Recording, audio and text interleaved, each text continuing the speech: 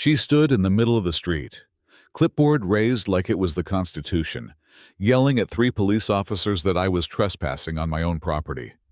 Not just any property, the entire complex. Yeah, that happened. And as wild as it sounds, it was just the opening scene of the HOA nightmare I found myself living in. Now let me back up a sec.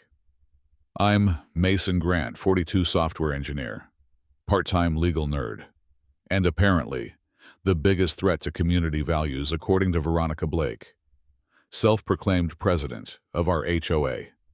She moved in 3 years ago, and ever since, she's patrolled the neighborhood like some kind of suburban dictator, always in that same emerald green blazer, clipboard glued to her side like a weapon. She didn't just enforce the rules, she made them up. Right there on the sidewalk. It started small. A warning note about the unauthorized plant height in my front yard. Then, a complaint about my home office because, apparently, 2 computer monitors visible through a window constituted a commercial operation in a residential zone. She showed up uninvited one morning, looked me dead in the eye, and said, "Mason, I need to inspect your business license. This setup, it's unacceptable." I laughed. Thought she was joking. But she wasn't. She scribbled on that clipboard and told me I had 72 hours to provide documentation or face penalties. A week later, I came home to find an official-looking notice taped to my door. Maple Heights Homeowners Board of Directors letterhead. All caps. Final warning. According to Veronica, my office was visibly disruptive, damaging the aesthetic harmony of the neighborhood, and if I didn't comply, I'd be subject to fines, board review, even potential eviction. Here's the kicker. I asked her, who else was on this board? She smiled and said, "That's confidential information. You don't need to worry about internal governance." That's when I knew. This wasn't just pettiness. This was a con. And it got worse. She sent emails to the entire community, warning them about unauthorized business activity and urging people to report neighbors with frequent deliveries or too much tech equipment. I became the target of cold stares, whispered conversations, neighbors I'd known for years suddenly avoiding eye contact. Then came the emergency safety meeting. Tuesday night, 7 p.m., a time she knew most residents would be home. I went. Of course, had to see what circus act she was putting on. The lights dimmed. And Veronica, yes, still in the green blazer, stepped up with a laser pointer like she was briefing the Pentagon. First slide, a photo of my office window from the street.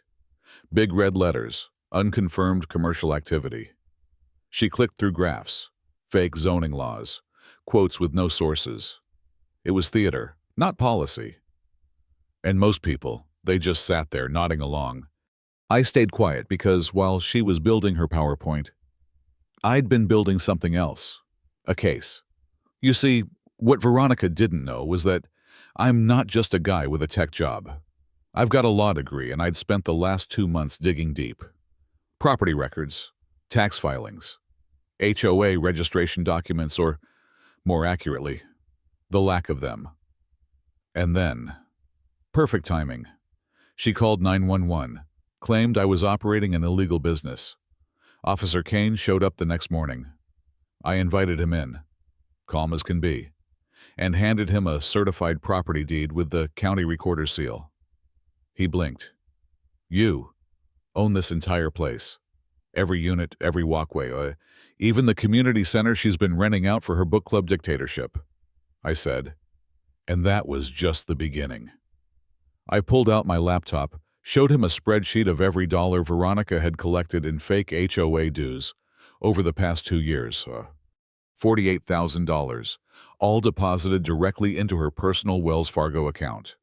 She was charging people $800 a month for landscaping, when the real market rate was $300, and the company owned by her cousin. Then came the twist.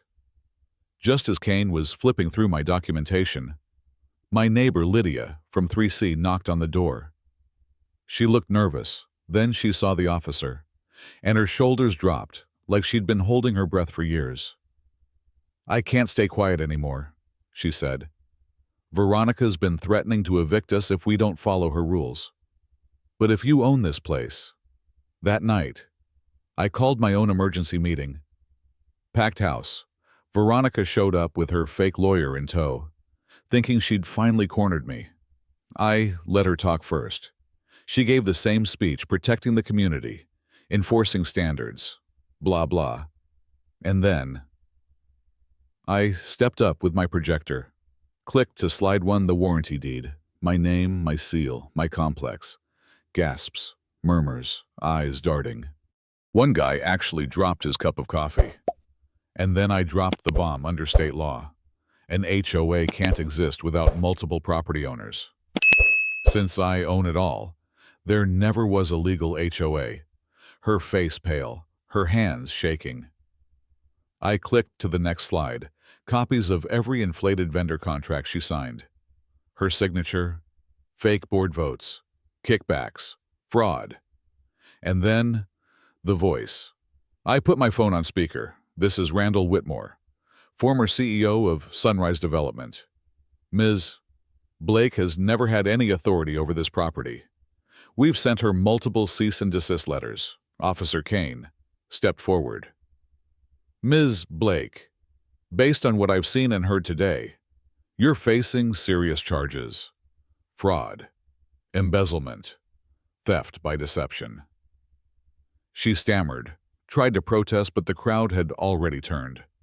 She grabbed her purse, her fake lawyer trailing behind, and stormed out to a wall of silence. And when that door closed, the place erupted. Applause, cheering, relief.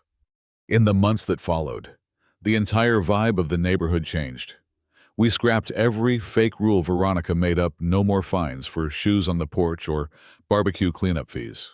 We held real community meetings, elected real tenant reps, hired reputable vendors, and started spending money on things people actually cared about. We even converted her former command center into a shared workspace and community library. Lydia teaches free yoga in the mornings. Mr. Patel started a Saturday BBQ series. We planted a garden right where Veronica used to park her luxury SUV, and we put a little brass plaque there. Built on truth, not fear. Some say I should have kicked her out sooner, but you know what? Letting her dig her own grave gave us the cleanest break possible. Now here's the question for you watching: was I too patient? Or was this the only way to get real justice without becoming like her? Drop your thoughts in the comments, because this wasn't just about one HOA Karen. It was about taking back power from anyone who thinks they can fake it with a clipboard and a smile.